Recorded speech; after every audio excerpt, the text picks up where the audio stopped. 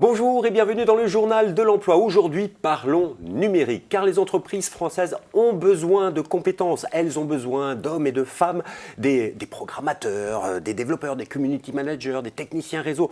Il y a plein de métiers, on ne va pas tous les citer, mais pour en parler avec nous, nous avons Samia Ghazlan. Bonjour. Bonjour. Vous êtes directrice de la Grande École Numérique et aujourd'hui, on peut dire l'économie française, les entreprises françaises sont face à un énorme enjeu digital.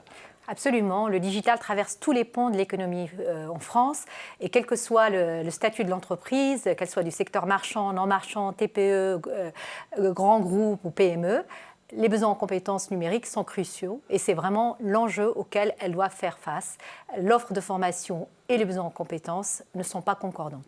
Il y a des chiffres qu'on peut citer en matière de besoins d'emploi? Oui, le dernier chiffre à citer, c'est celui du Conseil pour l'orientation et l'emploi de 2017, qui nous parle de 80 000 postes non pourvus dans ce secteur. 80 000 postes non pourvus, vous l'avez entendu. Mais il faut former des gens à ces métiers, parce que est-ce que c'est suffisant? Là aussi, il y a un gros enjeu. Absolument, et c'est la raison d'être de la Grande École du numérique, puisque c'est la Grande École du numérique, c'est une initiative qui a été lancée par le gouvernement en 2015, avec un objectif extrêmement clair, former au métier du numérique des personnes sans distinction académique et répondre aux besoins des compétences dans les territoires par rapport à ce manque de compétences numériques. Alors aujourd'hui, on peut tirer un bilan de cette grande école numérique. C'est combien de formations? Aujourd'hui, nous avons plus de 400 formations labellisées qui ont formé près de 10 000 personnes.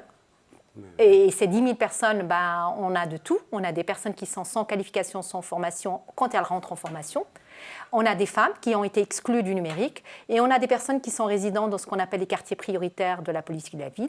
Et toutes ces personnes-là, à la suite de leur formation, ont des sorties positives. On a 64% de sorties positives avec de l'emploi à la clé. Donc en fait, cette grande école du numérique répond à deux enjeux.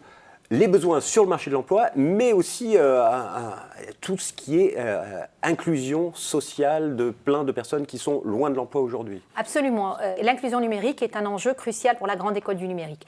Juste citer un chiffre, 13 millions de personnes en France peinent à utiliser le numérique de manière adéquate. Donc, effectivement, l'inclusion numérique est importante. Cette inclusion numérique se traduit par l'exclusion de ces personnes-là, qui n'ont pas été formées, et aussi par l'exclusion de, par exemple, des femmes que j'ai évoquées, parce qu'on a peu ou prou un tiers de femmes qui travaillent dans le secteur numérique, et cela, quel que soit le métier. Ça va effectivement des techniciennes ou des développeuses à des personnes qui gèrent des projets ou qui sont dans des fonctions plutôt support.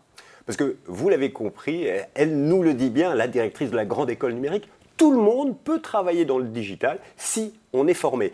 Mais aujourd'hui, on est en 2018, il y a un très beau bilan, 10 000 personnes formées, mais en 2018, il faut faire plus. Oui, toujours. En tout cas, on y essaye. En 2018, effectivement, il y a, dans le cadre de 10 000 formations au numérique lancées par le ministère du Travail, dans ce qu'on appelle le plan investissement sur les compétences, il y a un nouvel appel à labellisation qui a été lancé le 5 avril.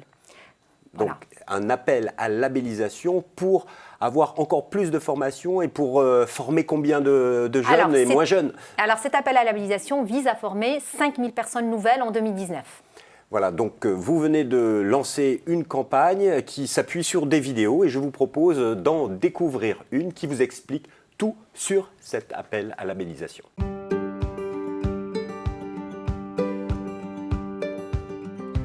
Dans un contexte où 80 000 emplois restent non pourvus dans les métiers du numérique, le constat est que l'offre de formation n'est pas suffisante. Les DRH peinent aujourd'hui à recruter des talents et à recevoir des candidatures correspondant à leurs besoins réels.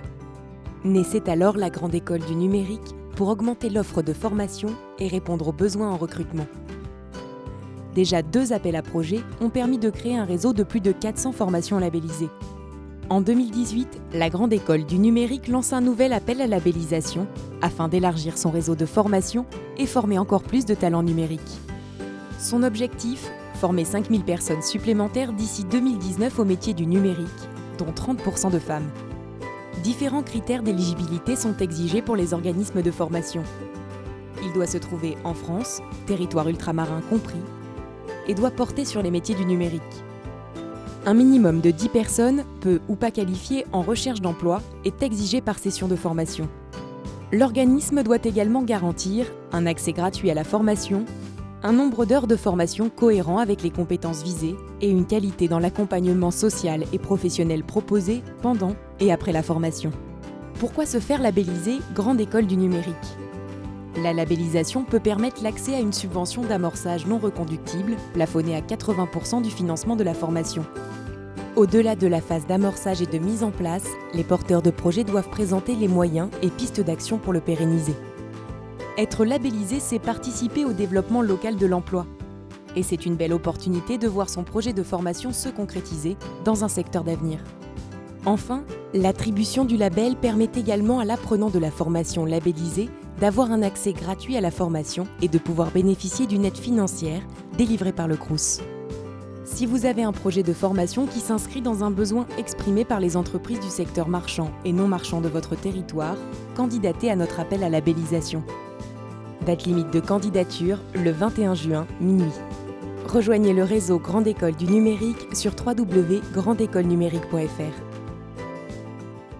Donc la vidéo explique bien tous les critères pour répondre à cet appel à labellisation qui est doté d'une enveloppe, rappelons-le, de 37 millions d'euros. Donc c'est assez important, ça va permettre de former énormément de personnes.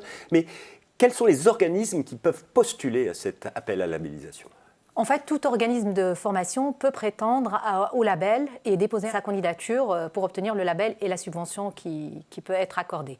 Ça peut être effectivement un organisme de formation associatif, de l'économie solidaire, privé, public, une université, une école d'ingénieur, un DUT. Tout organisme qui a une offre de formation numérique et qui répond aux critères très précis qui sont dans le cahier des charges de cet appel à labellisation peut déposer son dossier de candidature. Alors, concernant le calendrier, donc, le 21 juin, date butoir pour déposer son dossier entièrement digital, bien évidemment, puisqu'on est dans le numérique, sur le site internet www.grandeécolenumérique.fr, bien sûr. Mais après, comment ça se passe ? Alors, une fois que le dossier est déposé, il y a un temps d'instruction qui va être durant cet été et un comité de labellisation qui va statuer sur les demandes fin septembre et les annonces qui vont être et les décisions de ce comité de labellisation qui vont être annoncées courant octobre. Alors voilà, tout a été dit, mais on en profite puisqu'on a la directrice de la Grande École Numérique.